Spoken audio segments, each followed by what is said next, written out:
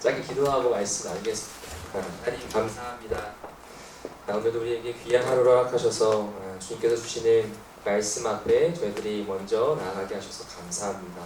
하나님 종의 입술을 통하여 말씀을 대언합니다. 사람의 말이 아니라 하나님 주시는 그 말씀에 따라 전하게 해주시고 또 그 말씀을 듣는 우리 모두에게 주님의 성령의 인도하심이 함께하여 주시옵소서. 아멘. 예수님의 이름으로 간절히 기도드립니다. 아멘. 네, 신약 성경에 보시면 교회라는 단어가 처음 나오는 곳이 있습니다.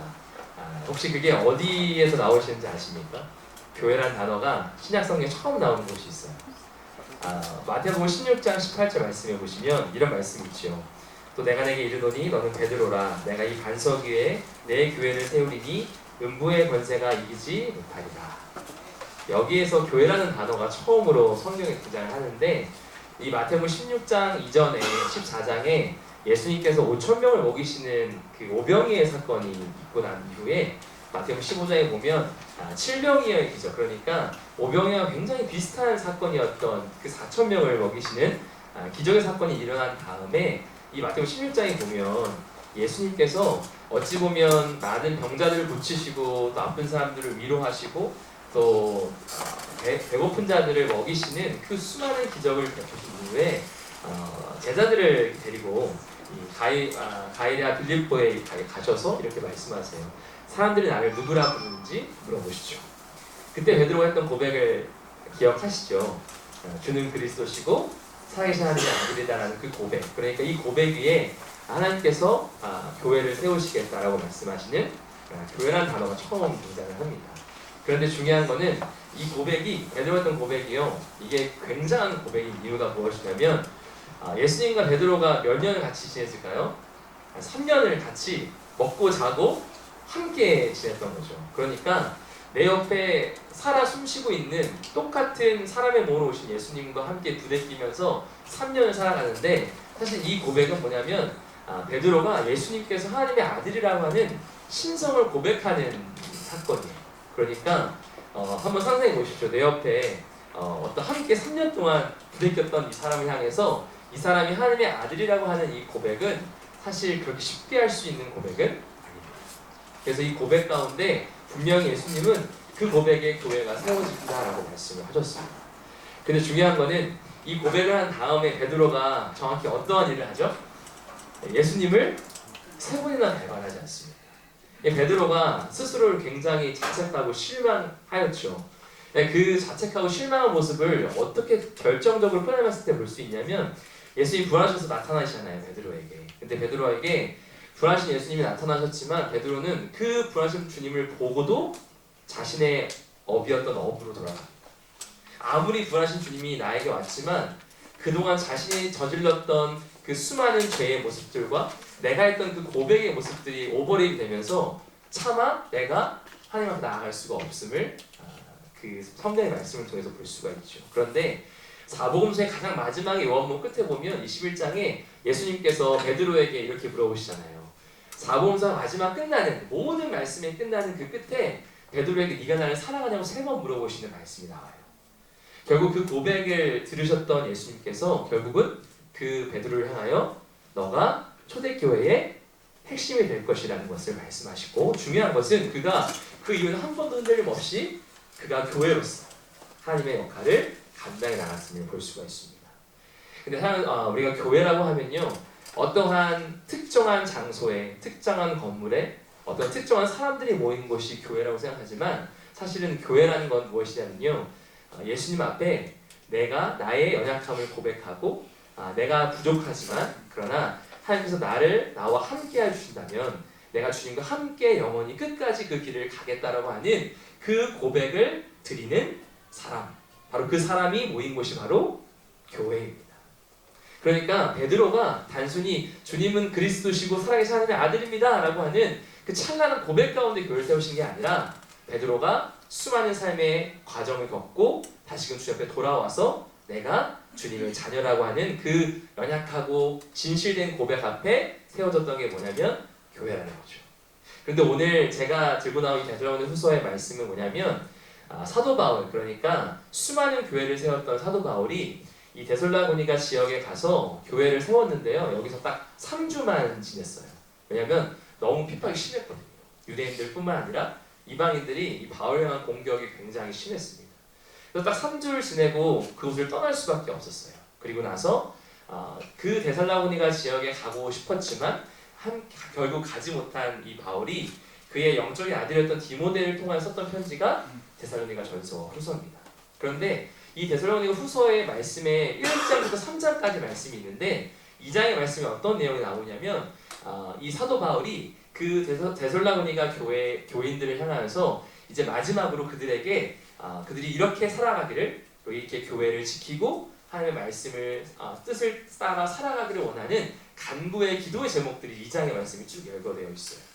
그리고 오늘 우리가 읽었던 말씀 이 3장이 무엇이냐면 거꾸로 바울이 그 교인들을 향하여서 나와 일행들을 위하여 이렇게 기도해 줄래? 라고 하는 그 겉면의 고백이 바로 오늘 우리가 읽었던 말씀의 본문입니다.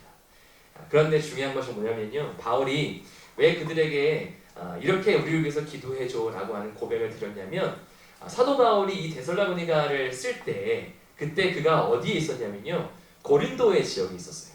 그러니까 3주 동안 이 데살로니가 지역에 있다가 쫓겨나서 베레아로 건너가고, 거기서도 쫓겨가서 아테네에 갔다가 아테네에서 쫓겨나서 고린도라는 지역에서 1년 6개월이라는 오랜 시간을 머뭅니다. 그리고 거기서 이 데살로니가 교인들이 계속 생각나고 그들의 향한 마음을, 극률한 마음을 썼던 편지가 바로 이 데살로니가 후서의 말씀이에요.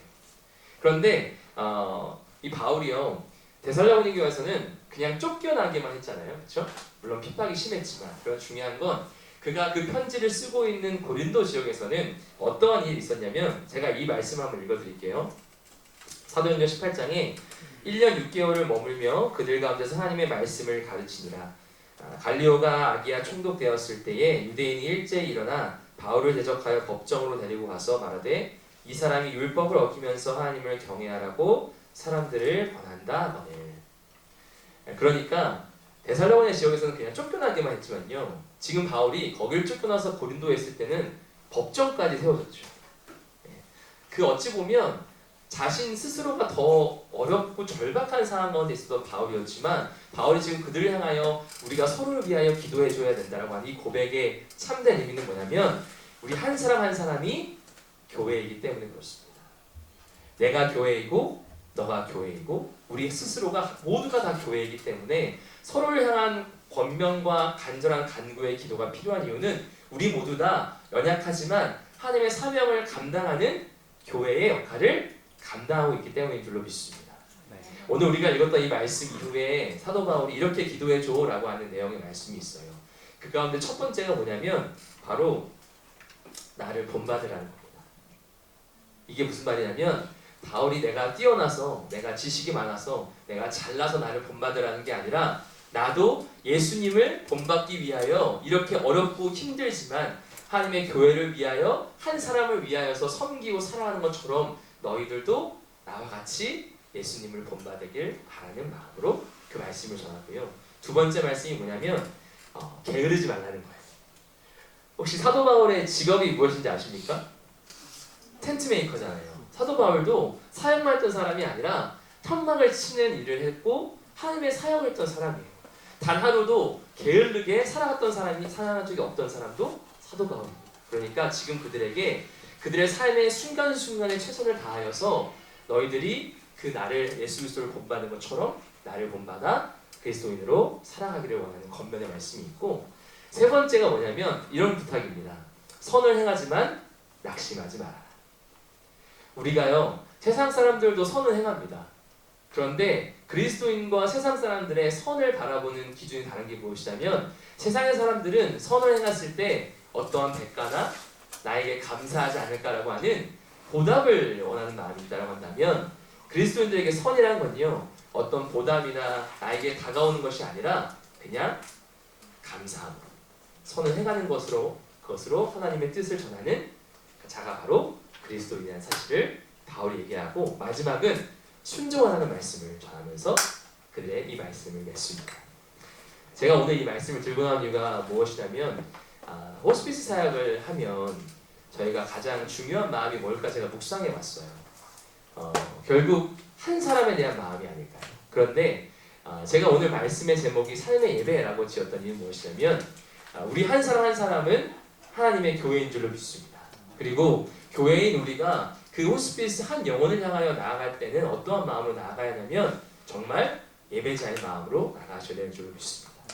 그 사람의 환경이 어떤지, 그 사람이 어떠한 마음을 갖고 있는지, 그가 하나님을 아는지 모르는지 어떠한 의도 알고도 알 수 없지만 중요한 건 그 한 영혼을 향하여서 우리가 교회로서 다가갈 때 가장 중요한 건 우리가 우리의 힘으로 그 사람을 위로하고 그 사람에게 복음을 전하는 것처럼 보이지만 결국 우리가 올바른 예배자로 서 있을 때에 그 누군가가 우리를 바라보면서 하나님을 만나게 되는 은혜가 분명히 있을 줄로 믿습니다.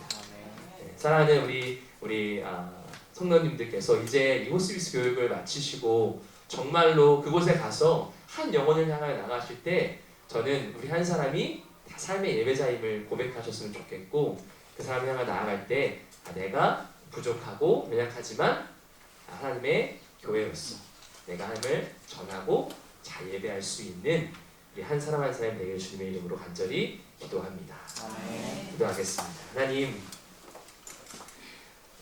부족하지만 우리들을 이 땅 가운데 하나님의 자녀로 세워주시고 또 우리를 통하여서 하나님의 일들을 하게 하셔서 감사합니다. 그러나 하나님, 분명한 것은 오늘 사도 바울이 데살로니가 교인들을 향하여서 권면하면서도 그 안에 나를 향한 간절한 기도에 권면을 하는 것처럼 하나님, 우리가 이 호스피스라는 사역을 감당해 나갈 때에 내가 하는 것처럼 보이지만 그러나 하나님께서 우리를 위하여 간구하시고 또 우리가 하나님 앞에 간구함으로 말미암아 우리가 하나님의 자녀임과 동시에 하나님의 교회임을 기억하게 해주시고 우리 한 사람 한 사람이 한 영혼을 향하여 다가갈 때마다 하나님, 우리가 삶의 예배자로서 아니 우리가 단순히 그 호스피스를 환자를 향하여 나아가는 그 순간뿐만이 아니라 우리의 매 삶의 순간순간 하나님의 예배함으로 말미암아 아니면 온전히 주님의 역할을 감당하는 우리 사랑하는 모든 성도님들의 삶이 되게 하여 주시옵소서. 아니 우리는 부족하고 연약합니다. 그러나 주님께서 우리와 함께 하실 때에 우리가 모든 것을 내려놓고 주님과 함께 동행할 때에 그 하나님의 역사와 기적이 우리 가운데 일어날 줄 믿사오니 주님 함께 끝까지 동행하여 주시옵소서. 예수님의 이름으로 간절히 기도드립니다. 아멘.